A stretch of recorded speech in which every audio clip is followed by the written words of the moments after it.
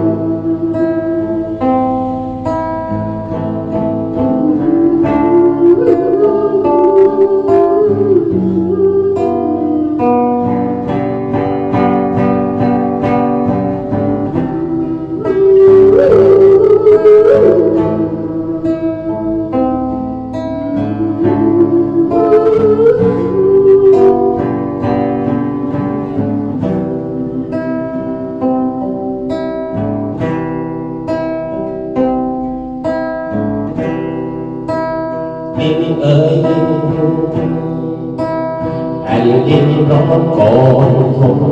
หลังดินให้พลังสร้างสรรค์ที่สะชดน้ำน้ำเกิดจากคนที่เย็นช้ำได้ว่ายน้ำ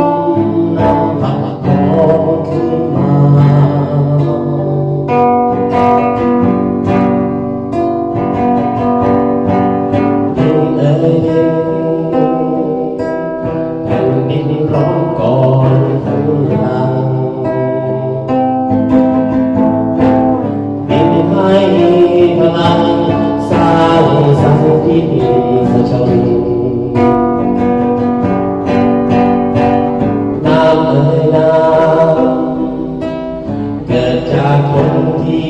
เย็นช้ำได้ว่ายน้ำนำทางท้องขึ้นมา